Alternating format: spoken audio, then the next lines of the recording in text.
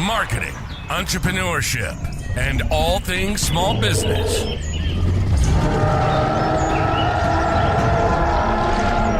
You're listening to the Jurassic Marketing's Triceratops. Now, here's your host, Justin Miller. All right, I think this episode of the podcast falls in the all things small business. Sure. Oh, yeah, totally. We're going to go off on a sports tangent a little bit. So the loyal listeners, and we appreciate all three of you, know that, are we 2 years out now? Yeah, a couple of years ago, I was moonlighting, doing sports writing, following around the Iowa Hawkeyes women basketball with Caitlin Clark. Mm-hmm. And, I was traveling with Kevin doing that for fun. It was a time-consuming hobby, by the way. It is kind of time-consuming. It was a lot of fun, though. And then, as you all know, Caitlin plays for the Indiana Fever in WNBA now. Mm-hmm. And she got injured. She did. Are we, about 2 months after that? Maybe somewhere in there? Maybe a little more? Yeah, she played in 13 games this year out of 44. Ooh. Yeah, and we're in the playoffs now, right? Playoffs, they are in the second round. Yeah. So I'm asking you all this because I stopped watching. As of the recording date, they're in the second round. So this is we're almost into October. So by the time this is out, I'm sure they'll have won the WNBA championship.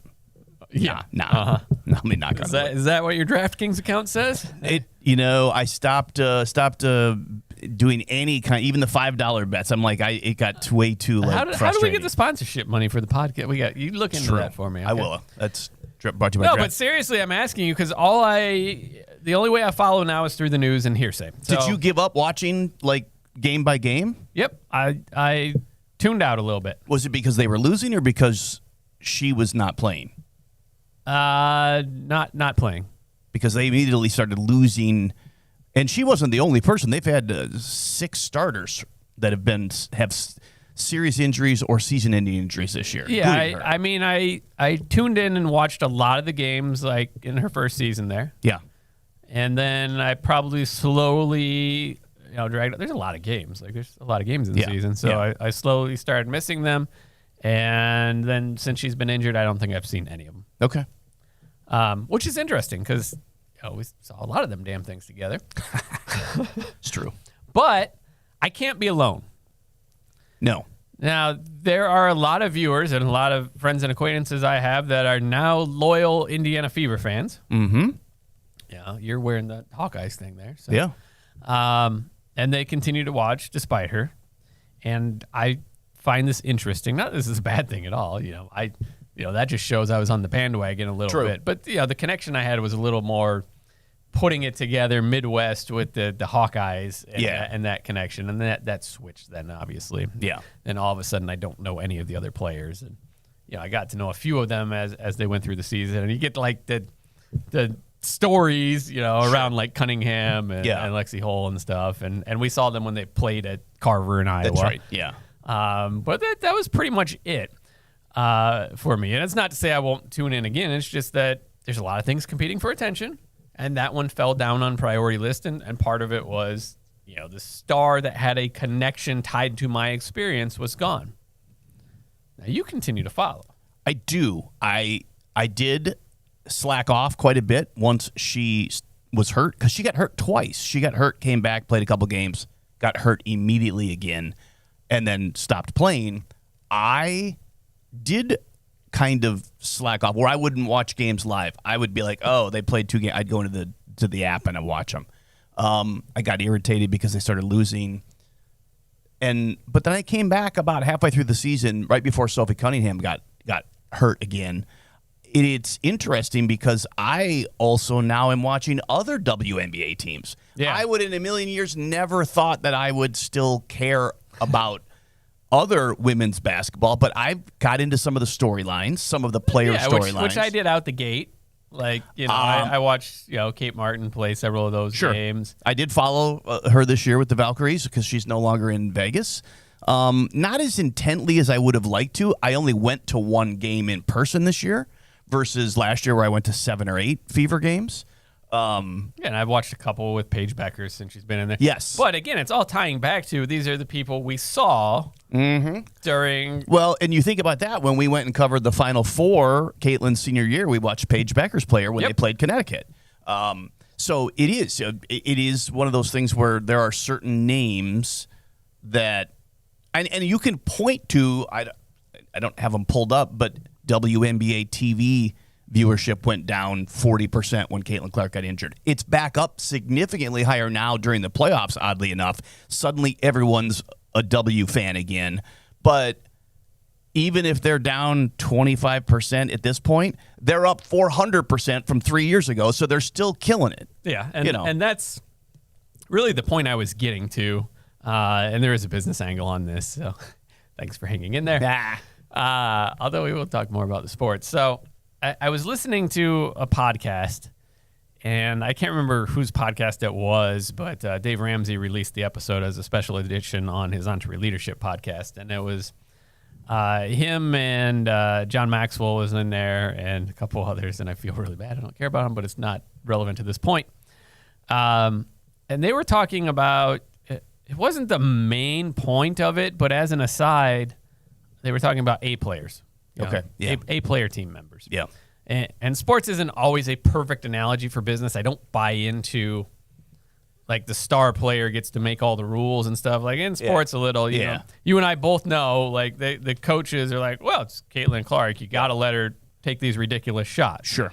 Like, I don't think that necessarily applies to business. I think, you know, the culture overall is more important. You still have to perform, obviously, but you can't switch everything to the star. In this case of athletics, like she owns the league, basically. I mean, she does, and people. A lot of people are going to be offended. I said that. People. That's what I mean. But she does. She is the face of the WNBA. The numbers don't lie. The viewership and amount of merch being sold and jerseys, those things went nuts when she came into the league. And when she was injured, those things dramatically went backwards. Granted, the league finally was able to make some inroads around Paige Beckers and some other things, and there's some good stories there. But yeah, it is. And it was always interesting to me, the backlash from players who evidently were jealous. Like, they didn't see it coming when they knew she was coming to the league. Like, she took over. And the thing is, she wasn't like... I think that helped, by the way. It helped the storyline be more edgy. You know? You're telling me that you think that's an inside job? The W. No, I don't think it was necessarily intentional, but I think it helped. And you got the whole Angel Reese storyline, which I believe it is probably tough for Angel Reese, but now the characters are established. Well, but the storyline for that has almost become secondary because Chicago is so awful that no one cares about Angel Reese much anymore. Well, she still has a fan base. She does, but what people seem to care most about is like dumping on Angel Reese if they're not a huge fan. Yeah. So I mean, but you're right. I mean, I think in a year from now, Paige Beckers is going to be a much bigger star than Angel Reese is ever going to be, and those will start going down. If Chicago was more competitive, like you obviously can tell. I wouldn't even be. I wouldn't know that name. No, you're right. Was it not for Clark? That's true. The little PC fit fighting. No, that's true. The little ring thing. Yeah. I mean, that's true. Yeah, the whole. Yeah. I mean, it's like you should have a dinosaur doing that. That would be great. No, we're not going to do that. I'm amazed at how much the league, after she got hurt this year, kind of held it together. And viewership is down, but it's not down incredibly. I don't think anyone can say she's not the face of the league, and she drives revenue. So let's say she never comes back to play. They're still going to be 50, 80% better for 4 or 5 years than they ever were without her. And that was the point of... How do you... of Maxwell. So the point was, someone asked about... what if I get an A player and they leave? Yep. Did they leave you in a better spot than you were in before they came? Yeah. I would think so. That was his point, was I'd rather have 2 years with an A player than 20 with a C player. Yeah. But small business owners, like, you get that logically, right? But small business owners, like, we don't want people to leave. Like, no. We think that they, hopefully they buy into the vision and they're there on a mission. But guess what? Their life path may go elsewhere as well. So sure. I'm not sure that tenure, it's an important metric, but probably not as much as emotionally a business owner feels. Oh, totally. If an A player leaves, I think a business owner is so tied to it, they might not be able to even see how much better their business is for the 2 years they had that person.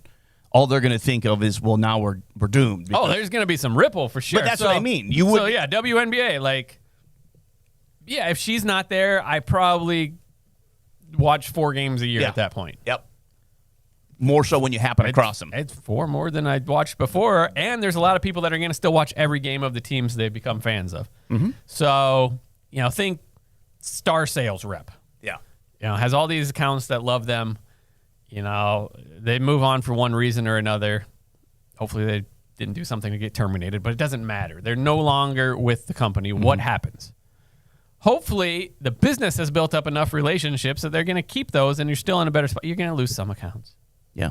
Especially if they go to a competitor and they're selling the same services. Against you. Yeah. But are we better for them having been there for the time they were there? If they're really that much of an A player, the answer has to be yes. Yeah, but it's not going to feel that way when it happens.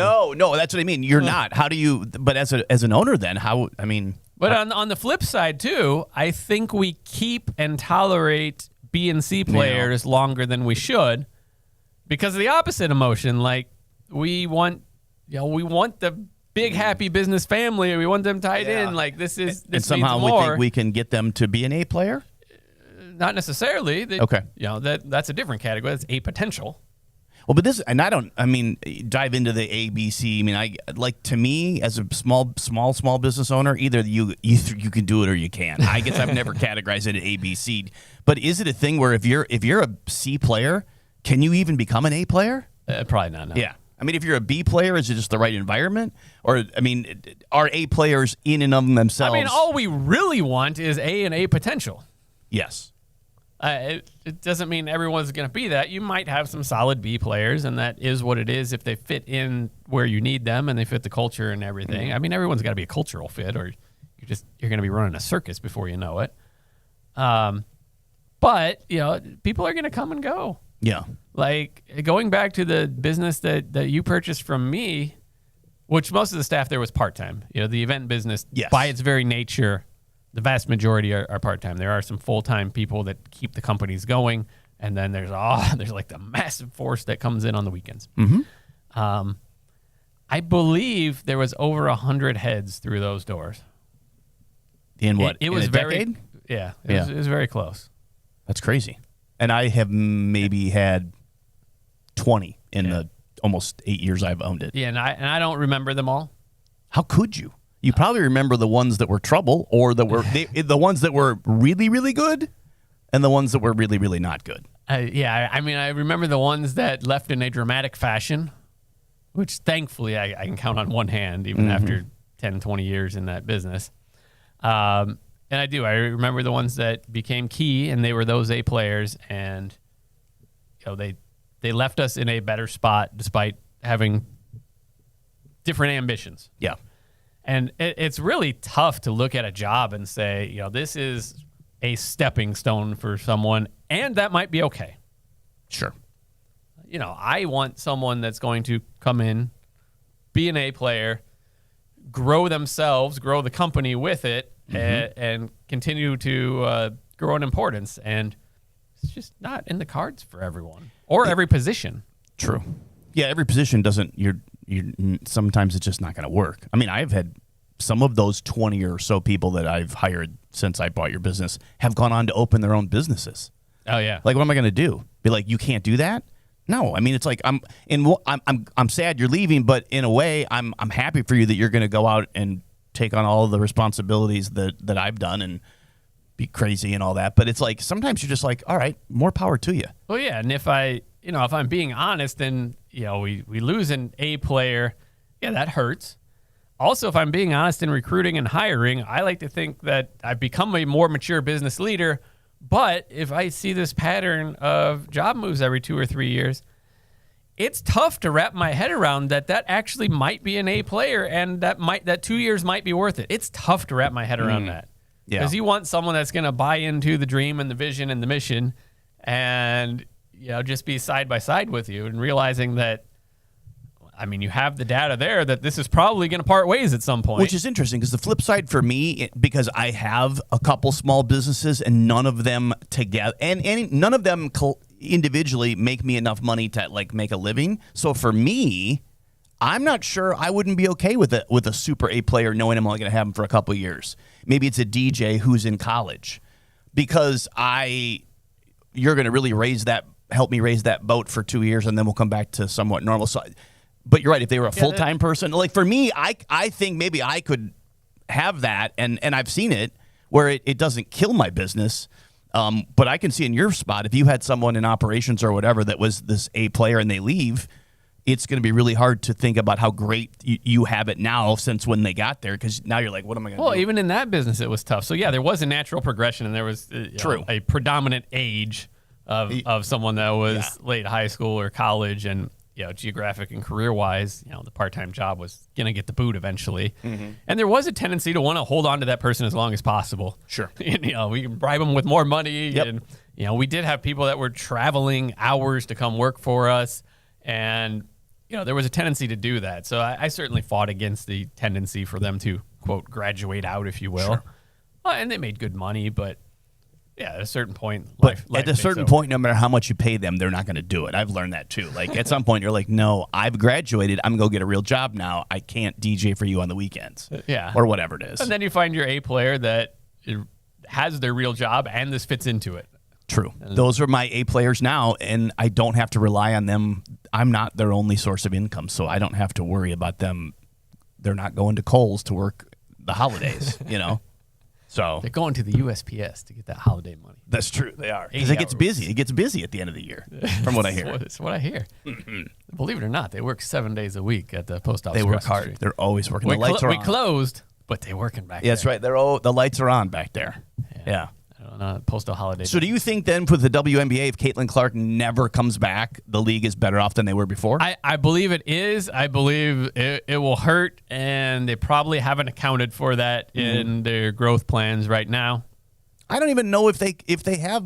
I mean, they're expanding. They have to have a growth plan, but it was such a wild card with her. It got so big so fast. Well, yeah, you want to jump on the opportunity as aggressively as possible while minimizing risks. Yeah. And I'm sure they're having these discussions behind closed doors. Yeah. The minimizing risks is tough, but that's someone like the salary discussion stuff. Absolutely. The millions and hundreds of millions of dollars now coming into the league through jersey sales and everything else, but yet players are making $77,000 a year to play basketball. And where did that land? Do you know? Because I didn't follow it all the way through. It still hasn't happened. It'll happen at the so of all things, there could be a WNBA strike. It's not like baseball or the NBA. It's like it's going to get settled because if there's no WNBA next year, then there's no revenue. The league would probably fold, right? The league would fold if you close down for 6 months. I mean, these players are still playing overseas off season to supplement their income. But the difference is next year, the Angel Reeses and the Caitlin Clarks are going to want to get paid $1 million a year instead of $100,000. Yeah, but I don't want to pay for the extra tickets. I'm already paying a ton for my season tickets. Yeah. I don't want to, Well, they're having to weigh, are we trying to catch lightning in a bottle? Is this a flash in a pan, or is this a sustainable business growth? There's only so much growth with. I mean, I don't know. As high as her star goes, even if she plays for 10 or 12 years, the league could become hugely successful, but they got to spread some of that money around. And then when you realize that most of the WNBA teams are owned by NBA owners who are making so much money on the men's game, the women's game is like, well, if we have to give it to them, we will. Well, the women think that the negotiations from the headlines I've read think that somehow factors into what they make. And that, I'm sure to me is irrelevant to the discussion. Well, you're your own thing. You are your own thing. And if the revenue's there, though, but if you're going to pay some guy that you own the Pacers and you're going to pay him $5 million a year and your revenue, I mean, the Indiana Fever are probably one of the... they have to make they have to make the argument that they provide the value, not that I can't succeed by saying, oh, you pay that guy that much. No, I think that what they're going to say is percentage of revenue is what they want. They want a higher percentage of the revenue for salary because the Fever are probably the only WNBA team who actually bring in a mountain of revenue. Well, that's a challenge for the rest of the league then, right? I mean, Golden State does. They sold out this year, but it's like it is. You go. So if they allow them to pay whatever, then we got like Moneyball going on, don't we? Some of it will come from the Fever. Well, just buy whatever they want. There'll be a new TV contract, so a lot of it will come from ESPN and ABC, and so I mean it's. But you're right. Either way, no matter what happens, they're not talking about any of these things if Caitlin Clark wasn't there. And then people are going to send your hate mail too. But it's like, how many people that love? I'm talking to you. I'm retired from this. Really, how many people that follow the WNBA now or any team followed it 5 years ago or 4 years ago or 3 years ago? If you were a fan then, you're a fan now. You've always been a fan. No, the league has had like a complete image overhaul. Oh my gosh, yeah. I mean, and attendance has like 10 times over. I mean, it's crazy. I mean, and yeah, it's people on the bandwagon. There are a lot of people guilty as charged.